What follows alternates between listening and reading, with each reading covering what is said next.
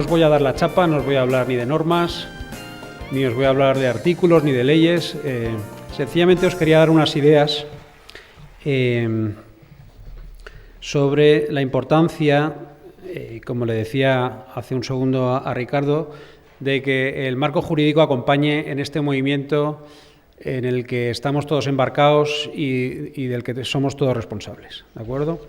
Desgraciadamente la ley es algo que está en nuestras vidas, es decir, toda la actividad humana o casi toda la actividad humana está regulada, desde el ocio hasta nuestro trabajo y, por supuesto, el mundo de la movilidad no va a escapar a esta realidad. Por lo tanto, es importante que tengamos en cuenta cuáles son los retos a los que hacemos frente desde el punto de vista legal, cuando nuestro objetivo es precisamente llegar a una movilidad que sea sostenible en el tiempo.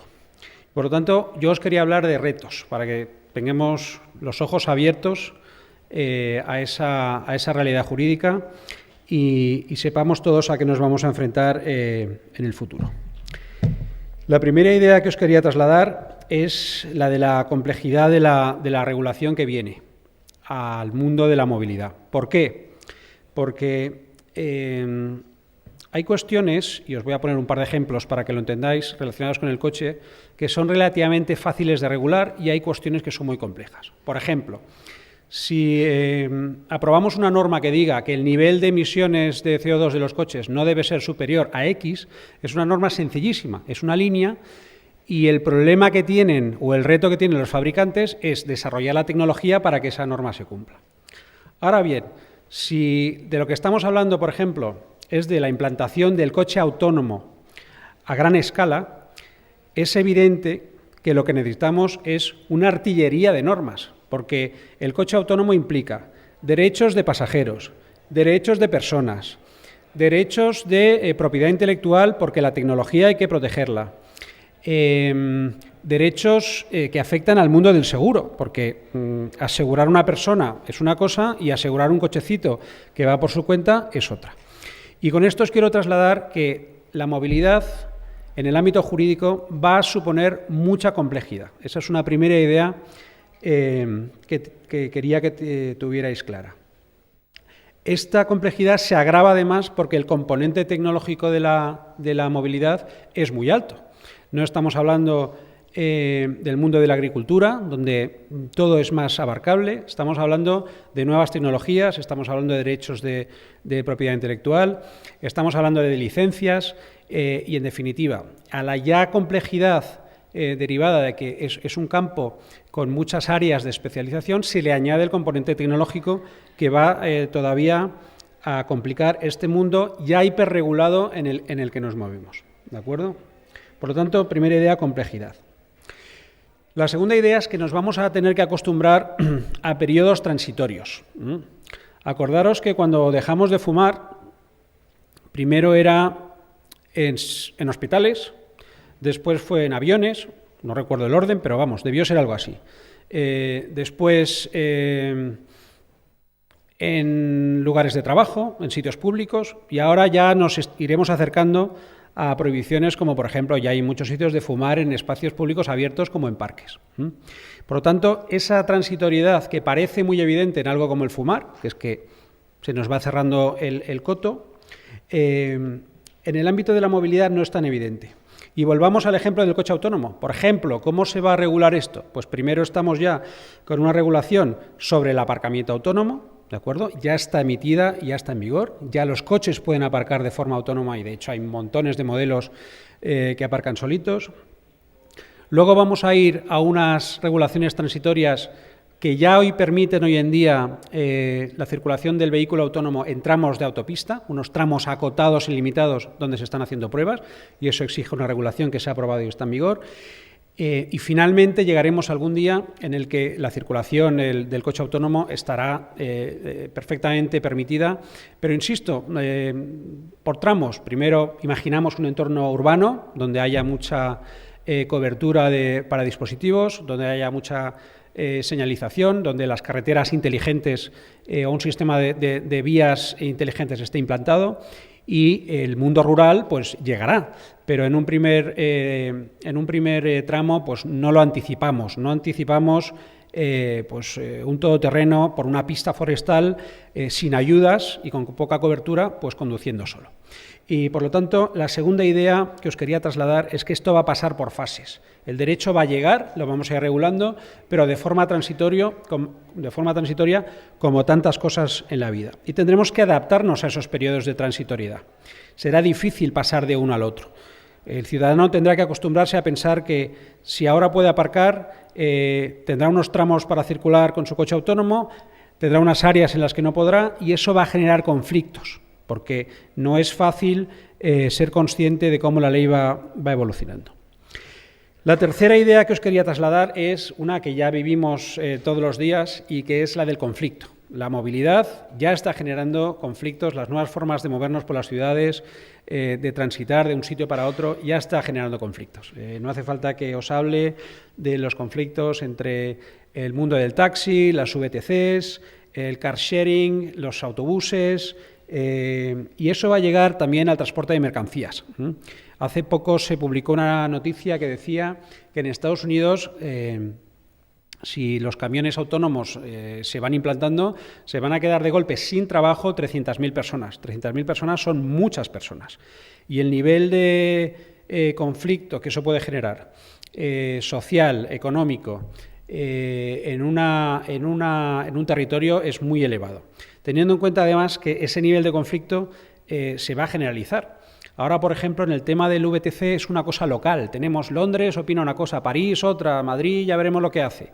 Pero en un sistema europeo de transporte de mercancías por carretera es imposible. O sea, no le puedes decir al camión autónomo que llegue hasta la Junquera y que de la Junquera allí tiene que haber el conductor y que cuando el camión entre en Alemania otra vez es autónomo. En fin, podéis haceros cargo de la complejidad y del nivel de conflicto que podemos generar.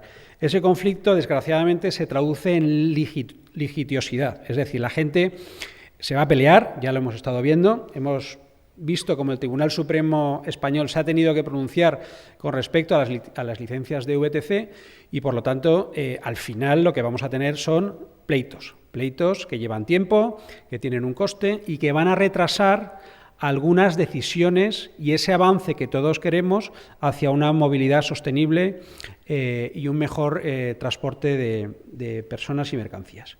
Por lo tanto, conflicto en el ámbito jurídico que no nos va a ayudar.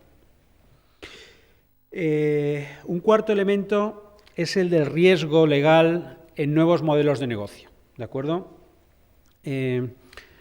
Acabábamos de comentar con Ricardo que el derecho siempre va por detrás de la realidad. Es así. Primero ocurren las cosas, alguien de repente dice, uy, esto no está bien, o hay que regularlo, vamos a hacer la ley. Pero hasta que eso ocurre, pues ya han ocurrido muchas cosas. Entonces hay dos formas de implantar modelos de negocio. Digamos que tenemos el modelo Google, que es un modelo,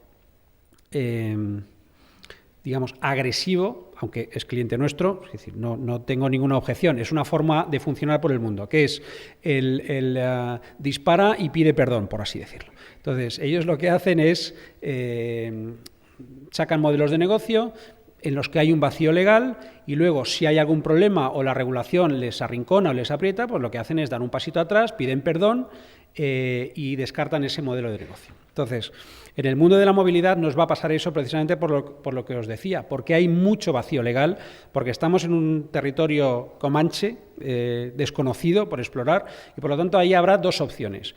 El modelo startup que irá probando cosas y la ley pues las dejará fuera de juego o las validará, y luego el modelo, digamos, de contrastar, de seguridad, que es donde probablemente veamos a las grandes corporaciones, a los fabricantes de coche, a las aseguradoras, que es cuando la ley ya aclare un modelo de negocio y lo declare viable y legal, pues seguirá su camino.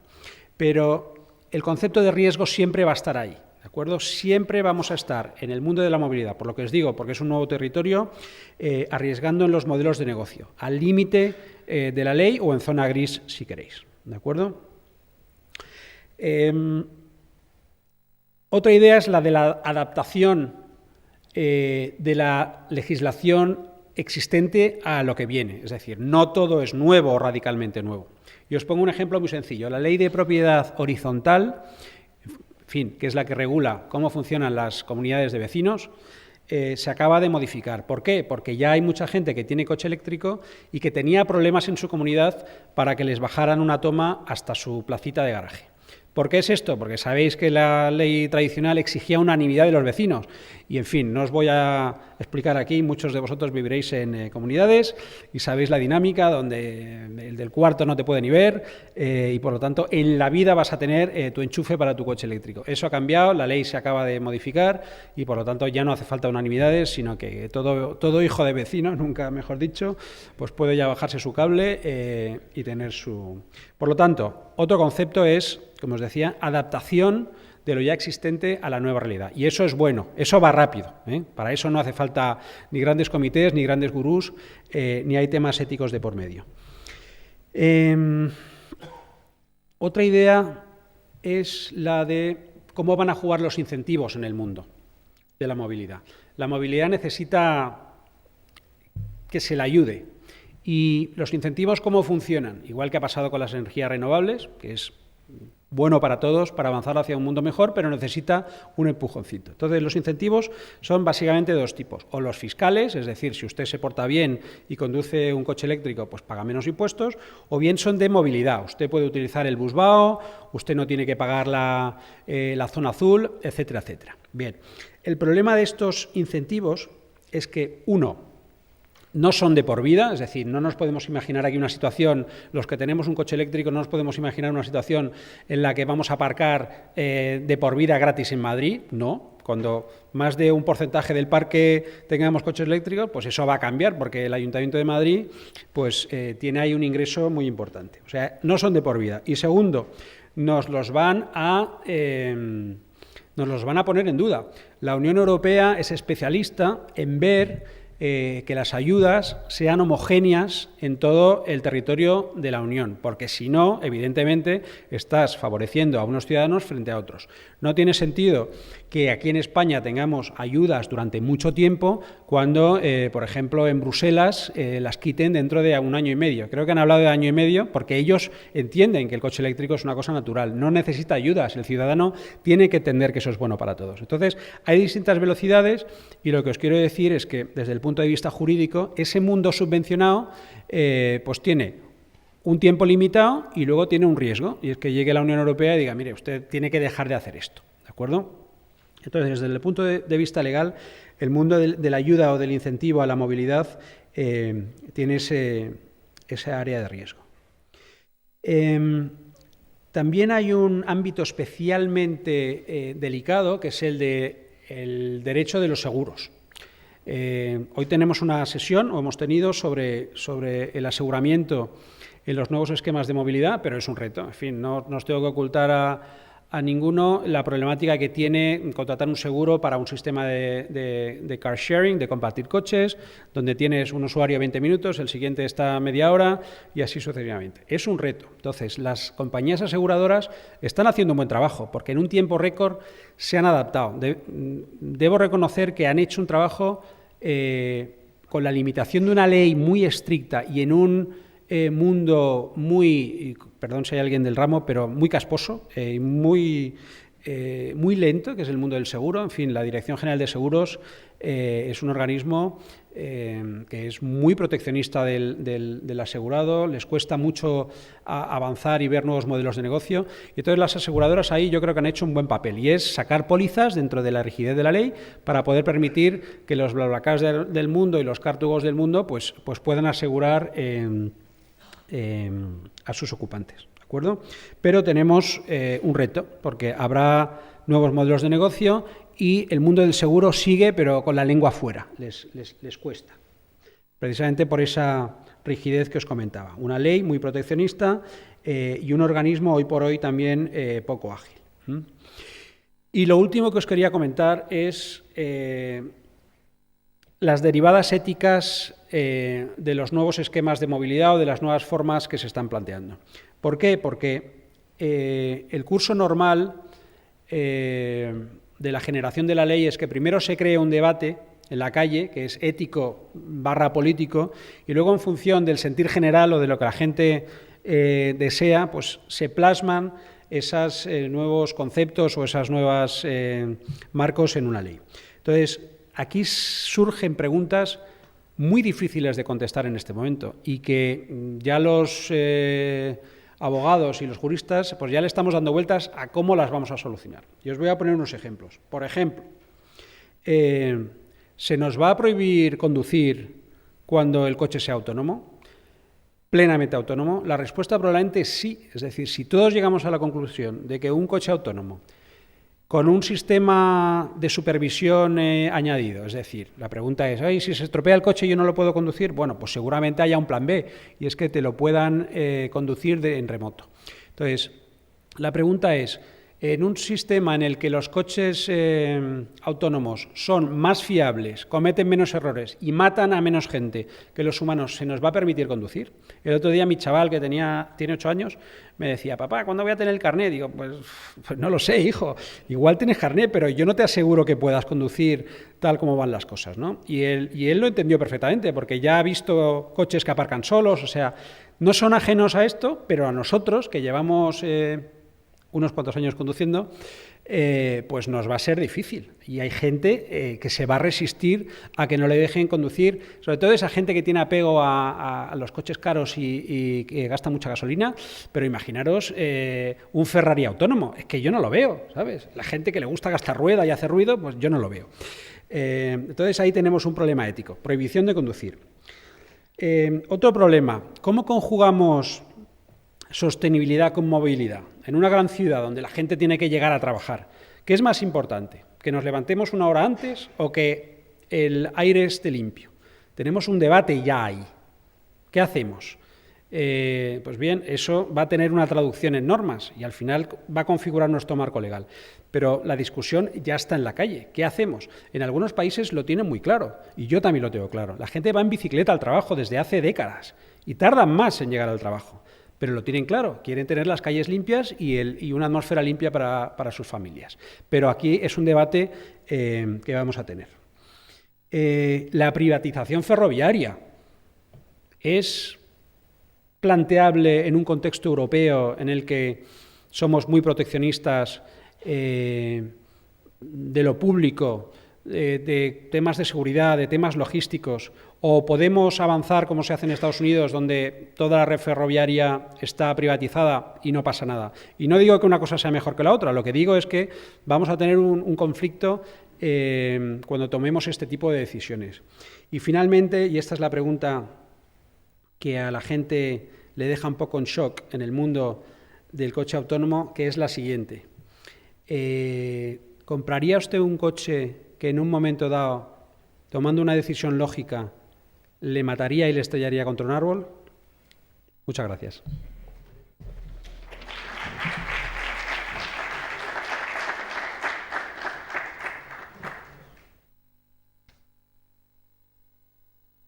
Sí, las preguntas que queráis, por supuesto. Va de suyo. Seguro que hay miles de preguntas, tiene una pinta interesantísima.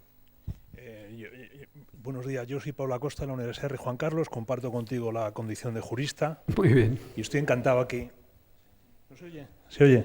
Y estoy encantado aquí entre ingenieros porque yo trabajo con gente de ciencias. Creo que muchas veces nos damos la espalda, pero no tiene mucho sentido, ¿no? Porque, como tú has dicho, la tecnología plantea problemas que solo desde el derecho se pueden resolver.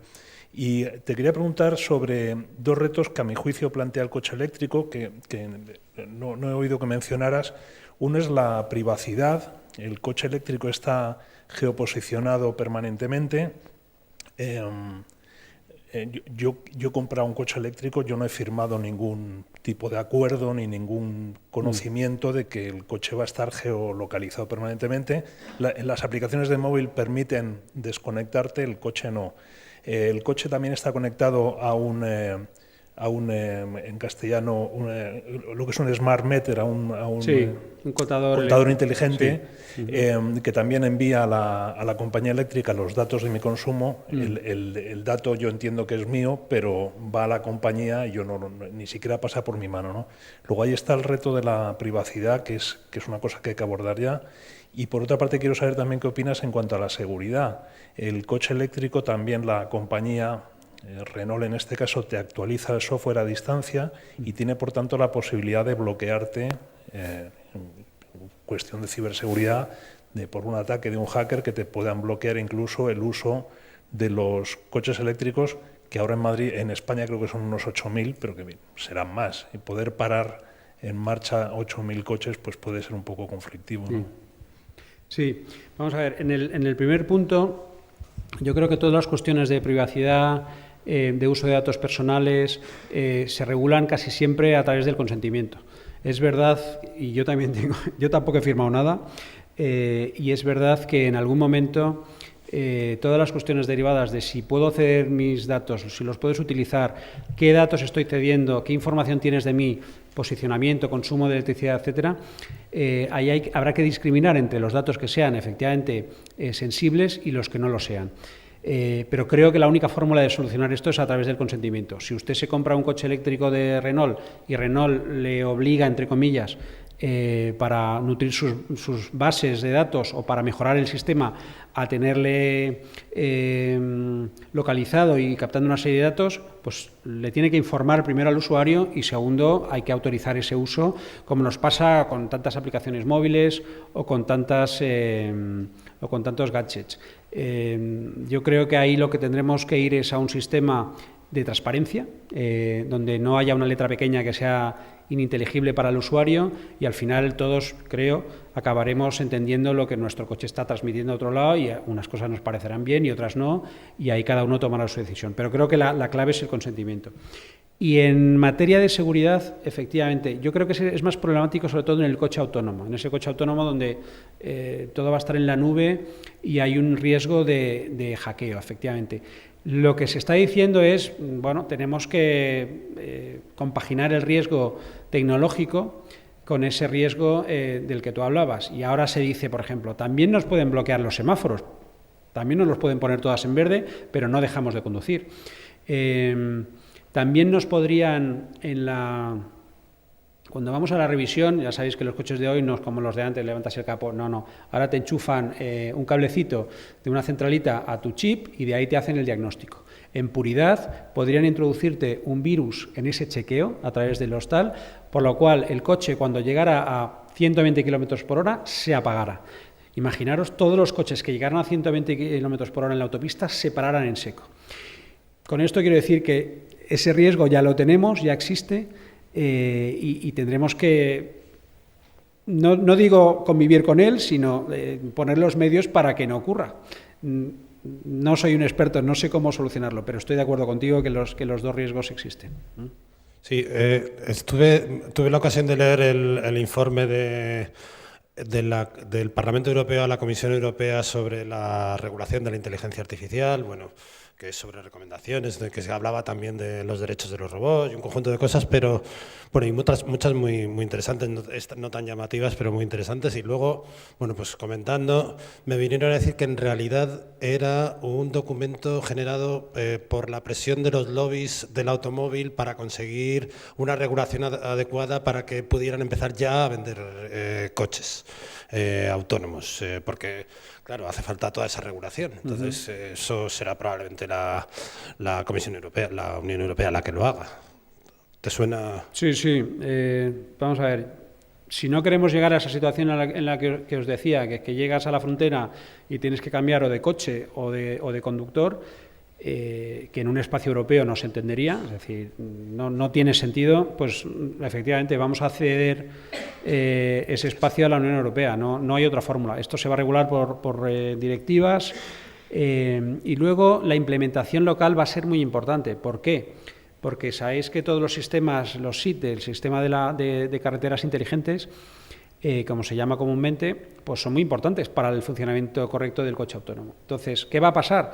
Que va a haber países ricos que no tienen ningún problema en implantar una red digamos, de señalética y de inteligencia en carreteras que hagan de soporte al coche autónomo, y va a haber otros, pensemos en Grecia, Portugal o incluso España, donde a lo mejor no estamos en el mejor momento para empezar a invertir en una red de carreteras inteligentes. Entonces, esa ayuda que va a tener, que va a haber financiera, también pues hace que este proyecto yo solo lo entiendo europeo, y no me extraña que las directivas sean las que vayan regulando todo esto. Sí, te quería comentar si en este tema el seguro puede sobrevivir, o sea, si hay alguna forma de asegurar eso, puesto que la culpa puede ser del hardware, del software, de la red, un montón de gente ahí que no sabes a quién cobrarle. Entonces dices, si estoy pagando el seguro y nadie me va a solucionar esto, pues ¿para qué voy a seguir pagando? Sí. Yo creo que va a seguir funcionando. ¿Por qué? Porque, desde luego, en el coche autónomo el principal responsable de la conducción va a ser el sistema que regule el funcionamiento del coche, pero el ser humano todavía va a tener un papel. Por ejemplo, hasta que no se demuestre lo contrario y los coches vayan solitos, que llegará, pero no es el caso de los coches que, por ejemplo, hoy aparcan solos o tienen cierta autonomía, hasta que llegue el caso que el coche vaya solito al taller a arreglarse y a rellenar los líquidos. Si el propietario del coche no rellena el líquido de frenos y hay un accidente porque el coche no puede frenar, aunque esté bien asistido, la responsabilidad es del propietario. Por lo tanto, va a haber un sistema de responsabilidad compartida que, insisto, cada vez irá yendo más, cada vez que el coche sea más autónomo y él mismo se arregle y vaya al taller y se autogestione, pues cada vez irá más del lado del sistema de guiado. Pero hoy por hoy yo creo que vamos a tener una responsabilidad compartida. Imagínate también que aparcas, le pides, porque claro, el coche autónomo no aparca donde él quiere, tú le tienes que decir, aparca ahí, más allá de que busque un sitio, pero tú puedes llegar a un sitio y decirle, aparca aquí. Si haces aparcar el coche en un sitio que está lleno de clavos, por decisión del conductor, y el coche pincha y tenemos un accidente a los 200 metros, pues probablemente la responsabilidad y la actuación del conductor tenga algo que ver en ese accidente, ¿no? O sea que sí, nada, como os anticipaba, un escenario complejo, nada claro, donde iremos avanzando, pero habrá que ir jugando con responsabilidades varias luego está el del fabricante.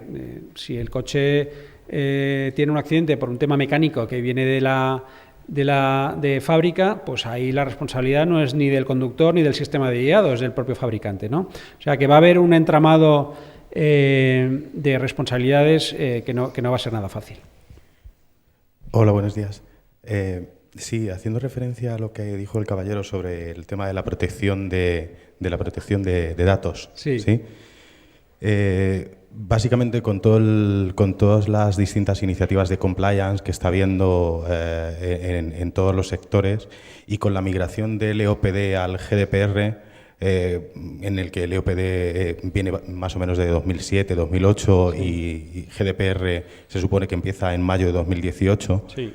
Es un poquito trampa la pregunta, porque... Vamos a ello. ¿Podrías darnos 3 o 4 briznas de lo que cambia el escenario LOPD frente a GDPR en el entorno de la movilidad? Porque todo el mundo habla de GDPR, pero al final ninguno sabemos qué cambia de LOPD sobre GDPR. Bueno, básicamente hay dos conceptos que hace que cambie el mundo de la protección de datos.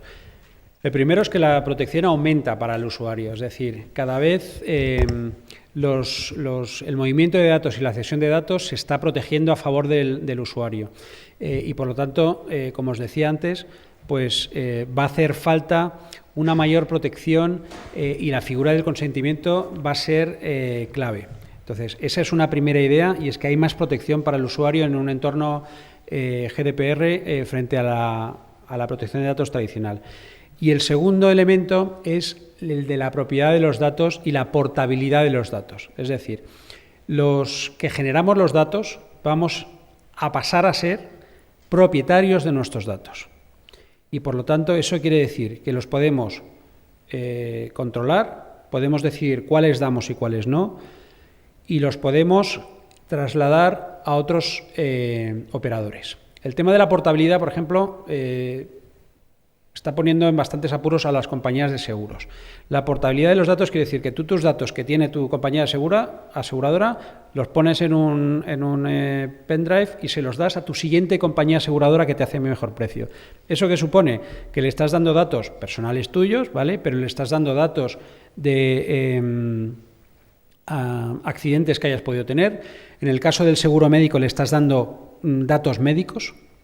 Le estás dando tu historia clínica a tu siguiente aseguradora, le estás dando incluso, y hay que ver ahí eso cómo juega con las leyes de competencia, pero le estás dando incluso el importe de las primas que has pagado, porque es un dato tuyo, cuánto has estado pagando año tras año, y por lo tanto el tema de la portabilidad y de la propiedad de los datos por el usuario va a ser un gran reto. En el ámbito de la movilidad, a lo mejor no es tan relevante, porque al final lo que vas a trasladar son datos, yo creo que son ya consentidos al primer operario, pero hay otros que a lo mejor no quieres dar.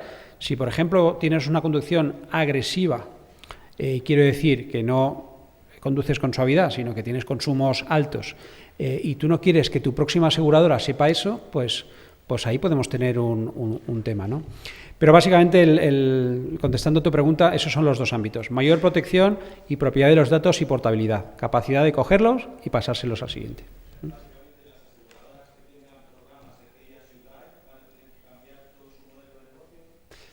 No es que lo cambien, es que van a tener que ver cuáles son los datos que son, digamos, que protegen su modelo y que son información sensible para otra compañía. Y esos habrá que llegar a un acuerdo con los aseguradores, a través de la norma, donde esos datos no haya que ceder. Por ejemplo, los importes de las primas es algo que se ve claramente todo el mundo que no hay que dárselos. Es decir, por dar nombres, que estamos entre amigos, Sanitas no le tiene que dar a Deslas el importe de las primas que le está cobrando a los usuarios, porque ahí se ven los márgenes, en fin, eso afecta al core business de la aseguradora.